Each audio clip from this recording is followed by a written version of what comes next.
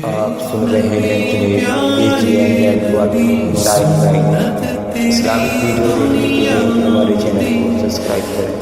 اتفاق کا مطلب صرف بریلویوں کا نہیں، دیوبندی بھی مانتے ہیں، اہل حدیث بھی مانتے ہیں، شیعہ بھی مانتے ہیں۔ غوث پاک رضی اللہ تعالیٰ عنہ کی ولایت سے ان میں سے کسی کا انکار نہیں۔ آج بھی بغداد میں جائیں، لنگر بٹ رہا ہوتا ہے، شیعہ بھی کھا رہے ہیں۔ غوث پاک رضی اللہ تعالیٰ عنہ کا لنگر آج بھی بٹ رہا ہے۔ بغداد کی وہ ایک ایسی بارگاہ ہے جہاں سنی اور شیعہ دونوں ہیں، دونوں تسلیم کرتے ہیں ان کی ولایت کو۔ اب رہے بات اہل حدیث کی یا دیوبند کی، ان کی کتابیں اٹھاؤ تو پتہ چل جائے گا کہ غوث پاک کے متعلق انہوں نے کیا کیا نہیں لکھا۔ پیر پیراں، میر میراں، شہنشاہ بغداد، بلکہ شیخ ابن تیمیہ جو ہر ولی کی تنقید کرتا تھا، ہر صوفی پر تان و تشنیع کرتا رہا، اس نے اپنی کتاب میں لکھ دیا کہ میرے پاس اتنے تواتر تک، تواتر کہتے ہیں اتنے لوگوں کا بیان کرنا کہ جن کا جھوٹ پر جمع ہونا محال ہو۔ شیخ ابن تیمیہ کہتا ہے میرے پاس اتنی تواتر سے کسی اور کی کرامتوں کا ذکر نہیں پہنچا جتنا شیخ عبد القادر جیلانی کا پہنچا ہے۔ الفضل لما شہید بہ الاعداء، فضیلت تو اس کی ہے جس کی دشمن بھی گواہی دے رہے ہوں۔ عزیزان گرامی وقار، سرکار بغداد رضی اللہ تعالیٰ عنہ کی ولایت پر تقریباً امت کا اتفاق، بعد میں آنے والے سارے مسلمان انہیں ولی مانتے ہیں۔ اور یہ اور بات ہے کہ ولایت تک سب کا اتفاق ہے، اب غوث کے مقام کے متعلق الحمدللہ ہم منفرد ہیں اس میں، اس لیے کہ ہم انہیں غوث اعظم بھی کہتے ہیں، استغاثہ بھی کرتے ہیں۔ یہ ایک الگ ٹاپک ہے جہاں شرک، بدعت اور کفر کے فتوے لگتے ہیں کہ بریلوی اللہ کو چھوڑ کر اولیاء سے مانگتے ہیں، اور یہ بیویوں سے مانگ لیں تو کوئی حرج نہیں، ہاں اپنے بچوں سے مانگ لیں تو کوئی حرج نہیں، بلکہ چپراسی اور نیتاؤں سے مانگ لیں تو کوئی حرج نہیں۔ کسی صاحب نے آ کر کے مجھ سے کہا تھا آپ غوث اعظم کیوں کہتے ہیں؟ اعظم اللہ ہوتا ہے سب سے اعظم، غوث کہیں ٹھیک ہے۔ سلفی صاحب تھے، ہم نے کہا کہ آپ کو سرکار عبد القادر جیلانی کو غوث اعظم کہنے پر اعتراض ہے، لیکن ایک چوڑا چمار ملک کا پرائم منسٹر بن جائے تو اسے وزیر اعظم کہہ دیتے ہیں، کوئی دقت نہیں آپ کو، وہاں اعظم کہتے ہیں آپ۔ اعظم کہنے میں آپ کو وہاں جھجک بھی نہیں آتی، اور غوث پاک کو اعظم کہنے میں آپ کو شرم آنے لگتی ہے۔ یہ اپنے اپنے نصیبے کی بات ہے، آپ کا اعظم کوئی اور ہے، ہمارا اعظم کوئی اور ہے۔ عزیزان گرامی، سرکار بغداد، شہنشاہ ولایت، سلطان الاولیاء سیدنا عبد القادر جیلانی رضی اللہ تعالیٰ عنہ، ماں کے پیٹ سے ہی ان کو ولایت عطا کی گئی۔ یہ وہ اولیاء میں سے ہیں جن کا پیدائشی اللہ تعالیٰ نے منتخب فرمایا ہے، بلکہ جس وقت آپ کی ولادت ہوئی یہ شعبان کا آخری دن، اور آپ کی والدہ ماجدہ کے بطن سے آپ اس عمر میں پیدا ہوئے جب عورتوں میں اولاد کی امید ختم ہو چکی ہوتی۔ آپ کی ماں کی عمر 60 سال کی تھی جب آپ پیدا ہوئے، یہ خود اپنے آپ میں ایک کرامت ہے۔ اور سرکار بغداد رضی اللہ تعالیٰ عنہ جب جیلان میں پیدا ہوئے تو آپ کا معمول تو دیکھیں، آپ کی ماں خود بتاتی ہیں دوسرے سال غالباً لوگوں کو چاند میں شک ہو گیا، 29 کا چاند نظر آیا کہ نہیں آیا، بعض کہنے لگے ہو گیا ہوگا، بعض کہنے لگے نہیں ہوا ہوگا، تو یوم الشک کہتے ہیں، یعنی 30واں جو شعبان کا ہوتا ہے وہ ایک رمضان بھی ہو سکتا ہے، 30 شعبان بھی۔ تو لوگ آئے حضرت فاطمہ ام الخیر کے پاس جو غوث پاک کی ماں ہے، پوچھا کہ کل کا چاند ہوا کہ نہیں ہوا، ہمیں شک ہو گیا ہے۔ آپ نے کہا چاند ہو گیا ہے اور رمضان شروع ہو چکا ہے۔ کہا کیسے؟ کہا صبح سے میرا بیٹا عبد القادر دودھ کو منہ نہیں لگایا ہے، اور میرے بیٹے کا یہ معمول ہے پچھلے رمضان سے ہی، جس وقت غوث پاک پیدا ہوئے رمضان شروع تھا۔ ان کی ماں کہتی ہیں سحری سے لے کر افطار تک غوث پاک اپنی ماں کا دودھ نہیں پیتے تھے۔ یہ بچپنے میں ماں کی گود میں روزے کا آپ کے اوپر کوئی مکلف نہیں تھے، آپ احکام شریعت ابھی آپ کے اوپر لاگو نہیں تھے، لیکن اللہ کا ایک ولی آتا ہے تو وہ نظام خدا قائم کرنے کے لیے آتا ہے۔ آج میں اسی پر گفتگو کرنا چاہوں گا۔ اللہ کے اولیاء ظاہر کیوں ہوئے دنیا میں اور کیوں آتے ہیں؟ ان کا سب سے بڑا مقصد دنیا میں آنے کا، جلوہ بار ہونے کا، وہ یہ ہوتا ہے کہ نظام خداوندی کو زمین پر قائم کریں. جس کی کائنات ہے اسی کی بات یہاں پر قائم ہونی چاہیے. اب یہ باتیں وقت کے ساتھ گزرتی جاتی ہیں اور لوگ بھول جاتے ہیں. آپ سب کو پھر میں یاد دلا دوں، میرے عزیز، میں نے بھی اور آپ نے بھی اللہ سے ایک وعدہ کیا ہے. ہماری روحوں نے اللہ سے وعدہ کیا ہے. جب اللہ تعالیٰ نے ہمیں پیدا بھی نہیں کیا تھا اس وقت ہماری روحوں کو بلا کر اس نے ایک وعدہ لیا، الست بربکم، کیا میں تمہارا رب نہیں ہوں؟ میں تمہارا مالک اور خالق نہیں ہوں؟ تو سب کی روحوں نے کہا تھا قالوا بلا وربنا، کیوں نہیں مولا، تو ہی تو ہمارا رب ہے. رب تعالیٰ نے فرمایا کیا تم اسی وعدے پر برقرار رہو گے دنیا میں جانے کے بعد؟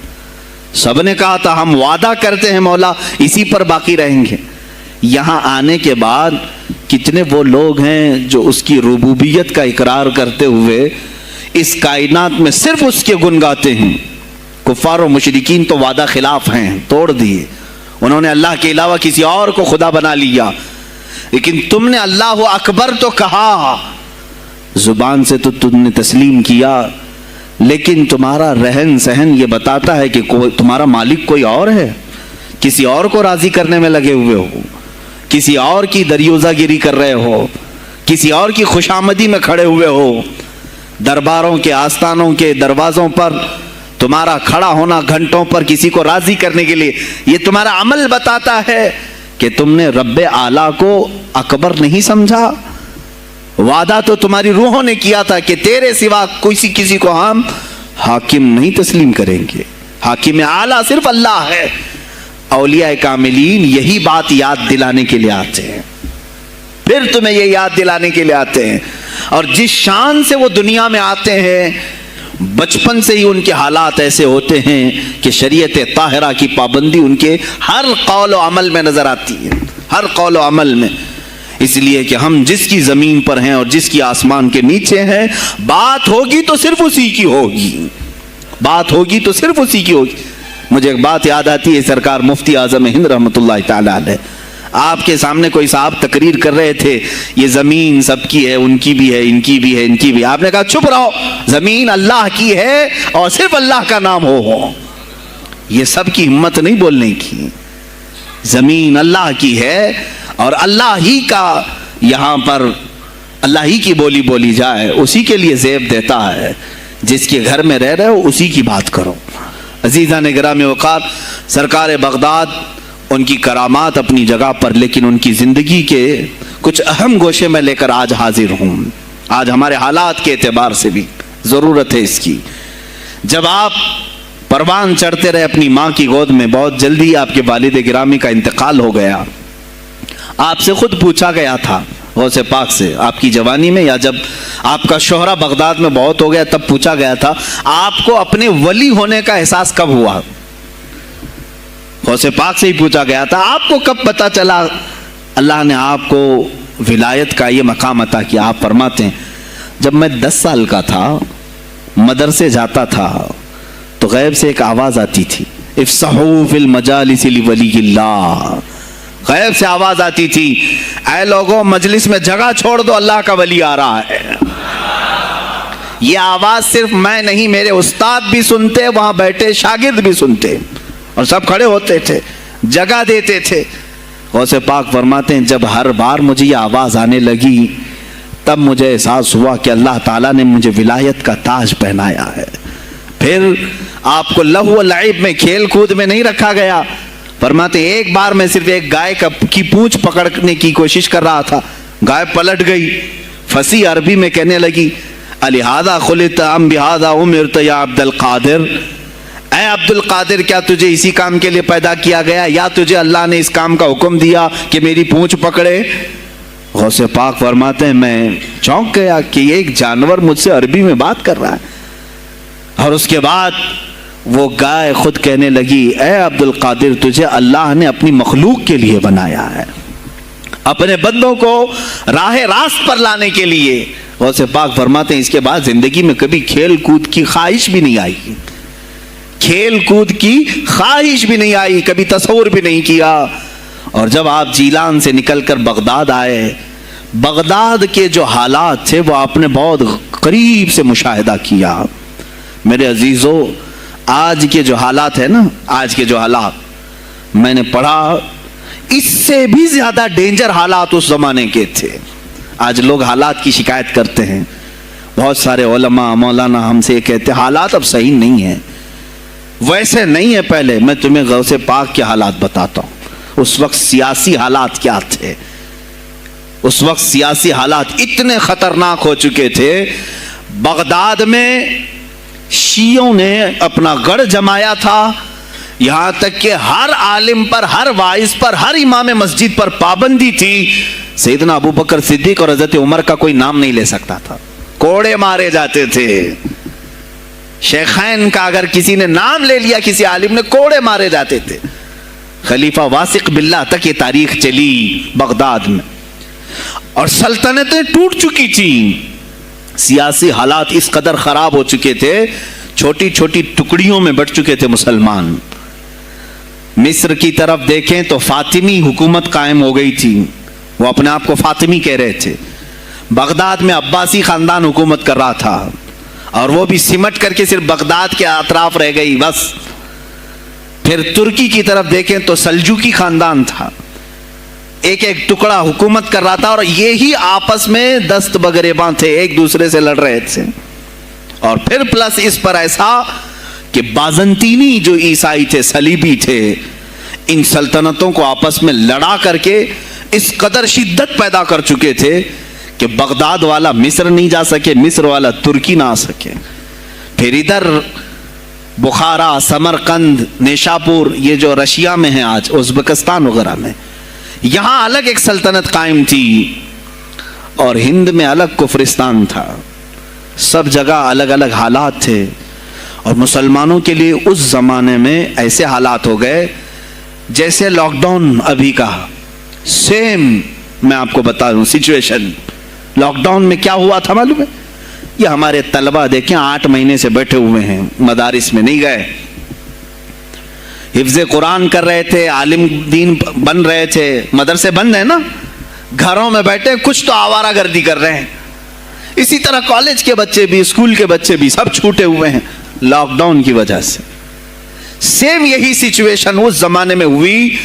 بغداد علمی مرکز تھا, کوفہ اور بصرہ علم کے مرکز تھے. آپسی رنجشوں کی وجہ سے بادشاہوں کی طلبہ ایک جگہ سے دوسری جگہ کا سفر نہیں کر سکتے تھے. بغداد کے سارے مدرسے بند پڑے ہوئے تھے, کیونکہ طلبہ آ نہیں سکتے. کہاں سے آئے تم؟ مصر سے آئے, واپس جاؤ, اس سلطنت میں کیا کر رہے ہو؟ اس طرح کی سختیاں. یہاں تک کہ یہی زمانہ ہے جب حسن بن صباح نام کا ایک ایسا منافق جس نے اس زمانے کے بادشاہوں کو خرید لیا اور کچھ لوگوں کو نشے کا خوگر بنایا. حشیشین وغیرہ آپ نے سنا ہوگا, صلاح الدین ایوبی کا زمانہ ہے یہ. غوث پاک سے صرف 4 سال بعد صلاح الدین ایوبی آئے, صرف 4 سال بعد. اس زمانے میں حسن بن صباح نے ہزاروں نوجوانوں کو نشے کا عادی بنا دیا تھا, ہزاروں نوجوان. اور کیسا نشہ, کوکین, افیون وغیرہ سب تو لے کر کے تو لوگ ہوش میں آ جاتے ہیں. وہ ایسا تھا کہ اس نے جو نشہ دکھایا تھا, ایک چھوٹے سے کمرے میں ان کو رکھتا اور انہیں بتاتا کہ یہ درخت ہیں, یہ نہر ہے, یہ محل ہے, یہ حور ہے, تو اسے وہ جنت ہی سمجھتے تھے. اور پھر اس کمرے سے باہر نکالتا اس کو, تڑپ تڑپ کے آدمی مر جاتا کہ مجھے میری جنت میں واپس کرو. وہ جنت نہیں, کمرہ ہوتا تھا, لیکن نشہ اسے ایسا کرایا جاتا تھا کہ اس کمرے کو وہ جنت سمجھنے لگتا تھا. اور ان نوجوانوں سے کیا کرایا جاتا تھا؟ ان کو نشے کا عادی بنا کر کے باہر نکالا جاتا, انہیں ٹارگیٹ دیا جاتا, فلاں مجلس میں جاؤ, فلاں خلیفہ کو قتل کرو, فلاں وزیر کو مارو, فلاں سپاہیوں کو مارو, فلاں عالم دین کا قتل کرو. اور وہ اپنا ٹارگیٹ پورا کر کے آتے, اس لیے کہ انہیں نشہ چاہیے تھا. وہ 1 دن 2 دن سے زیادہ اس نشے کے بغیر رہ نہیں پاتے ہیں. وہ اپنا ٹارگیٹ کرنے کے لیے اپنی جان بھی جوخم میں ڈالتے ہیں. اس طرح کے کئی حملے خلفاء پر کرائے حسن بن صباح نے. اور جانتے ہیں میں نے آج تاریخ دیکھی، حسن بن صبا نے علماء اہل سنت کو اس زمانے کے 40,000 علماء کو قتل کرایا. یہ وہ زمانہ تھا جب بغداد کا حال یہ تھا کہ نشہ زیادہ ہو چکا تھا، علم دین کے مراکز بند ہو رہے تھے اور علماء بولنے میں ہچکچا رہے تھے، ڈر رہے تھے، اور سلطنتیں آپس میں ایک دوسرے سے ٹکرا رہی تھیں. جو خلیفہ بیٹھتا وہ نہایت عیاش قسم کا خلیفہ آتا تھا. اکثر خلیفہ عیاش آئے، ان کے حریم میں، ان کے حرم خانے میں، یعنی ان کے محل میں 40 عورتیں ہوا کرتی تھیں جن کے ساتھ وہ وطی کرتے، جمع کرتے. جبکہ وہ مسلمان خلیفہ ایک بادشاہ کے لیے چاہے کوئی بھی ہو 4 سے زیادہ کی اجازت ہے. 40 کنیزاؤں کے ساتھ وہ زندگی گزار رہے ہوتے. اس میں عیسائی بھی ہوتی، یہودی بھی ہوتی، سب قسم کی ہوتی. یہ خلفاء کا حال تھا. تم کیا کہہ رہے ہو ہمارے زمانے کو؟ ارے حالات برے ہیں، حالات برے ہیں. ابھی اور میں بتاؤں کتنے برے حالات اس زمانے میں تھے. علماء کو کوڑے مارے جاتے تھے اگر بولے. ارے شیخین کا نام لینے پر پابندی بغداد میں لگ گئی ہو، اس سے بڑا اور ظلم کیا ہو سکتا ہے؟ سیدنا ابو بکر صدیق، حضرت عمر کا نام لینے پر کوڑے مارنے لگائے جاتے. ایسے حالات میں شہنشاہ بغداد سیدنا عبد القادر جیلانی بغداد آئے ہیں جب آپ کی عمر صرف 18 سال کی تھی. 18 سال کی جوانی میں آپ نے ملاحظہ کیا، حالات کو دیکھا، تعلیم حاصل کی بڑے بڑے اساتذہ سے. آپ کے اساتذہ فقہ میں الگ ہیں، حدیث میں الگ ہیں، تفسیر میں الگ ہیں، علم کلام میں، کئی علوم و فنون پہ آپ نے مہارت حاصل کی. اس کے بعد حالات دیکھ کر کے آپ نے کیا کہا؟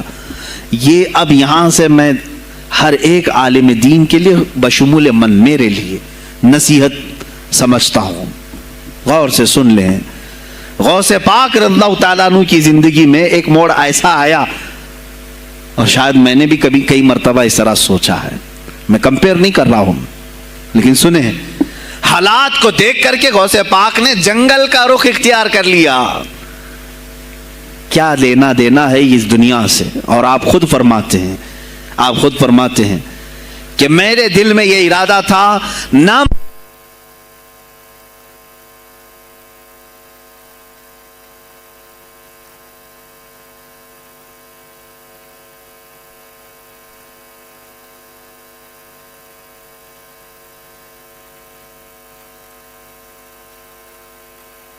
ہیں.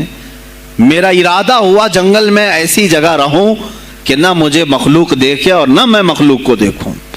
عبادت میں ایسے مصروف ہو جاؤں. جنگلوں میں آپ عبادت کرتے رہے، لیکن فرماتے ہیں مجھے غیب سے آواز آئی اللہ رب العزت کی طرف سے. کہا اے بندے قادر، آپ کا نام ہی عبد القادر ہے، اے قادر کے بندے، تجھے اللہ نے جنگلوں کے لیے نہیں بنایا، امت مصطفیٰ کی رہنمائی کر، خلق خدا تجھ سے نفع حاصل کرے، واپس آ جا. غوث پاک فرماتے ہیں میرا ارادہ تو تھا کہ میں اپنی زندگی اللہ کی یاد میں فنا کر دوں، لیکن میں شہر صرف اس لیے واپس آیا کہ جنگل میں صرف میری اصلاح ہو سکتی ہے، شہر میں پوری امت کی اصلاح ہو سکتی ہے. علماء کے لیے یہی آج نصیحت ہے. تم چاہے تو گدی نشین بن جاؤ، سجادہ نشین بن جاؤ، جھولی نشین بن جاؤ، جنگل نشین بن جاؤ. ہو سکتا ہے تمہارے اپنے فائدے کے لیے تم سوچ سکتے ہو. میں نے ابھی یہ کہا میرے دل میں ارادہ تھا کہ گوشہ نشین ہو کر کے اپنی عبادت کریں، اپنی آخرت کی فکر کریں. نہیں، علماء کو اللہ تعالیٰ نے علم عطا کیا ہے امت مصطفیٰ کی رہنمائی کے لیے. یہ امانت ہے، چاہیں تو بھی چھپ نہ سکیں. عزیزان کرام وقار، غوث پاک رضی اللہ تعالیٰ عنہ واپس بغداد آئے. اچھا وہ اتنی عبادتوں کے عرصے میں جانتے ہیں کہاں کہاں کا سفر نہیں کیا انہوں نے؟ جنگلوں کا سفر، صحراؤں کا سفر، بیابانوں کا سفر، یہاں تک کہ سری لنکا کی سرزمین تک پہنچے، ملتان تک آئے. یہ تاریخ کی کتابیں بتاتی ہیں آپ نے پیدل یہ سارے سفر کیے. پھر واپس اسی بغداد آئے جہاں کے حالات بڑے ہی کشیدہ تھے، اور خلفائے وقت کے خلاف زبان کھولنا یہ آگ سے کھیلنے کے برابر تھا، آگ سے کھیلنے کے برابر تھا۔ اور سب سے بڑا مسئلہ تو غوث پاک کے لیے یہ تھا کہ آپ بغداد کے نہیں تھے، عراق کے نہیں تھے، آپ جیلان سے آئے تھے۔ جیلان ایران میں ہے۔ اس زمانے میں طبرستان ایک صوبہ تھا، طبرستان کا ایک شہر جیلان تھا۔ جیلان سے آئے ہوئے تھے بغداد میں۔ آپ کی زبان فارسی تھی۔ فارسی زبان کا ایک طالب علم بغداد میں آیا ہے، اور بغداد پورا عربیوں کا ہے، فصیح عربی بولنے والے لوگ، اور نہایت ہی عیاشی میں پڑے ان کی اصلاح کیسے کریں۔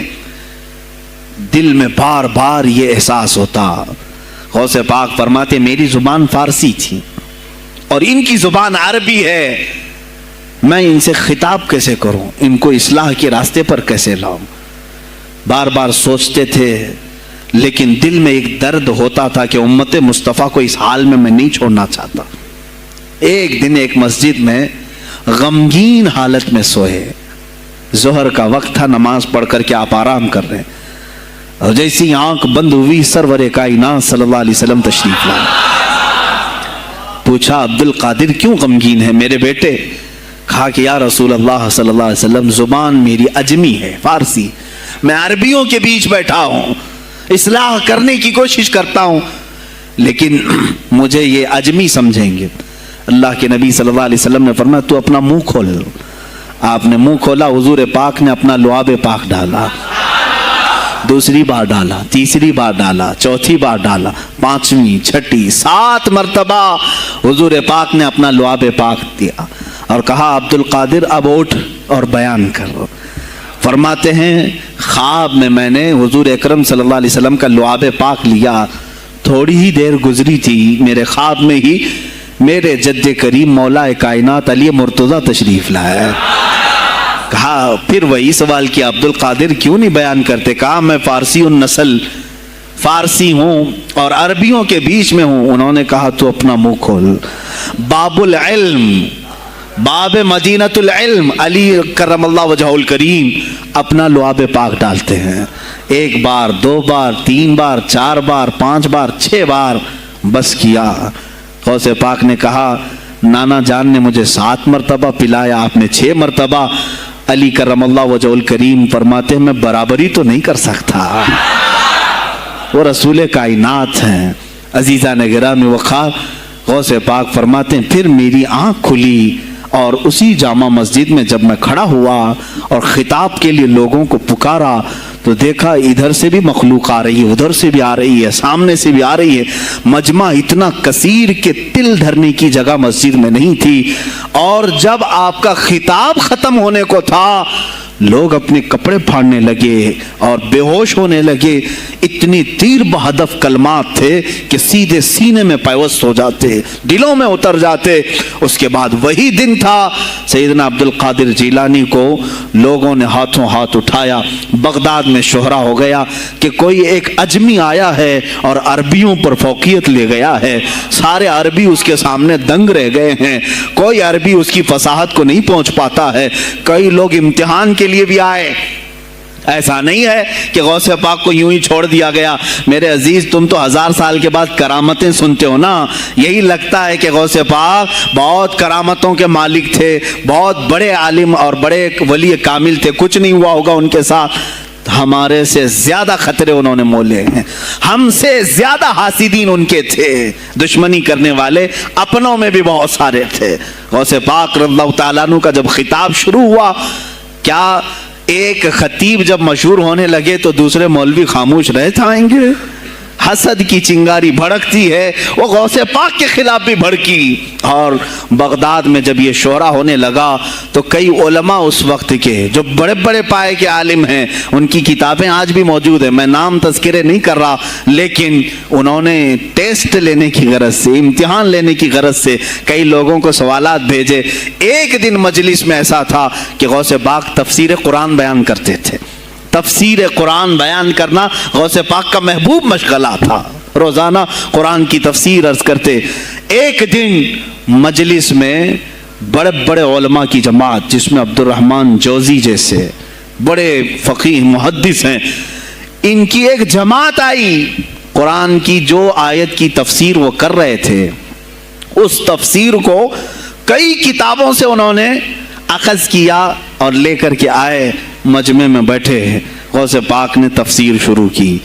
ایک آیت کی کتنی تفسیریں ہو سکتی ہیں، کتنی تفسیریں ہو سکتی ہیں، ایک تفسیر بیان کیا، اس کے بعد کہا اس آیت کی ایک دوسری تفسیر یہ ہے، پھر تھوڑی دیر کے بعد غوث پاک نے فرمایا اس کی ایک تیسری تفسیر یہ ہے، پھر کہا اس کی ایک چوتھی تفسیر یہ ہے، پھر کہا اس کی ایک پانچویں تفسیر یہ ہے۔ بیان کرتے جا رہے ہیں یہاں تک کہ 13 تفسیریں ہو گئیں۔ جو بیٹھے ہوئے تھے وہ آشش کرنے لگے۔ اس کے بعد اتنا ہی نہیں، آگے بڑھتے گئے، 40 تفسیریں ایک آیت کی آپ نے بیان کی۔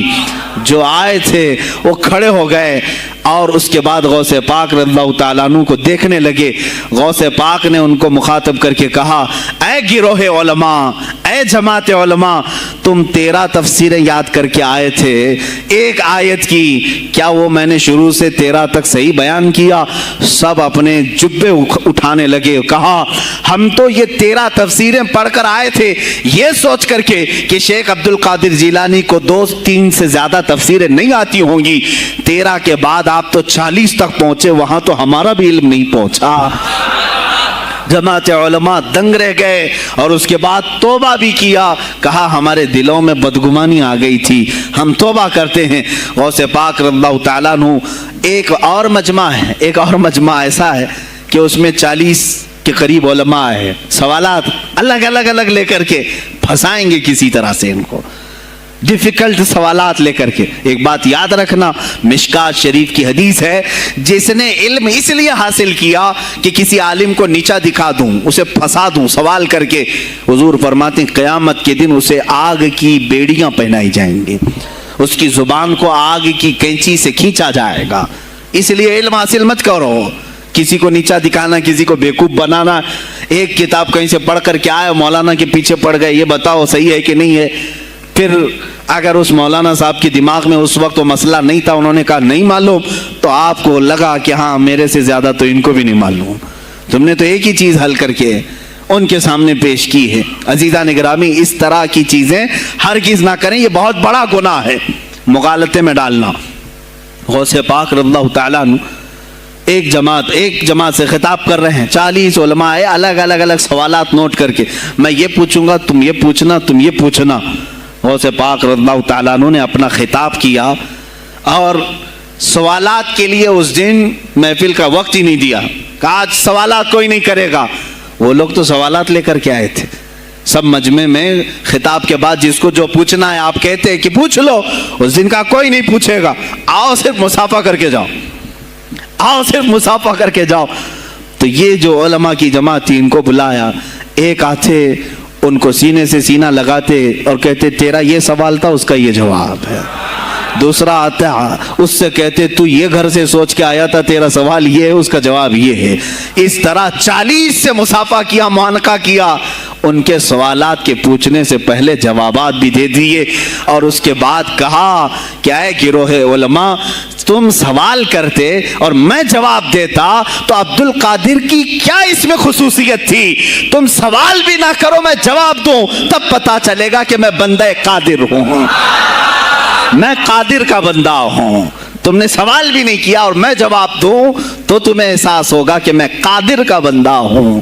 اللہ رب العزت کا کی صفاتی نام ہے۔ عزیزان گرامی وقار، علماء نے تنگ کیا، پریشان کیا، آپ کے مجموعوں کو روکنے کی کوشش کی، لیکن ایسا نہیں ہے کہ غوث پاک نے ہر ایک کو اپنی کرامت سے زیر کر دیا ہو، ان علماء کو پورا سلا دیا ہو، نہیں، فیس کیا ہے، مقابلہ کیا ہے، پریشانیاں اٹھائی ہیں، اور خلفاء کے وقت کے سلاطین کی بھی بہت ساری ایسی سختیاں تھی جس کو آپ نے برداشت کیا۔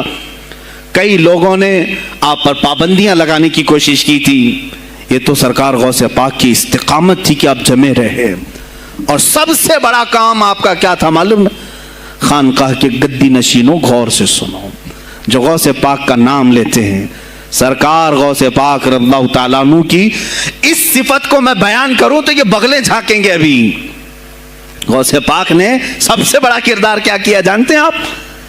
لوگ کہتے ہیں خانقاہی ماحول قائم کرنا ہے، اللہ اللہ کرو, تسبیح لو, دلوں کی صفائی کرو, سب صحیح ہے, لیکن غوث پاک نے تقریباً 25 سال صرف جہاد پر بیان کیا ہے, صرف جہاد پر. کہا کہ اے گروہ مسلمین, تم پر اللہ نے ذلت مسلط کر دی ہے اس لیے کہ تم نے کوششیں ترک کر دی ہیں. حکومتوں کو صحیح کرنے کے لیے آپ نے باغ ڈور سنبھال لی تھی. غوث پاک جب بیان کرتے منبر سے تو وقت کا جو تخت تھا وہ بھی ہلنے لگ جاتا تھا.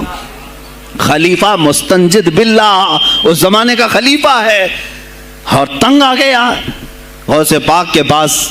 جب وہ بیان کرتے اور ان کی عیاشیاں کھول کھول کر کے ذکر کرتے تو لوگوں میں اب احساس جاگنے لگا, کوئی تو اللہ والا آیا ہے جو نظام خداوندی قائم کرنے کی بات کر رہا ہے, نظام مصطفیٰ قائم کرنے کی بات کر رہا ہے.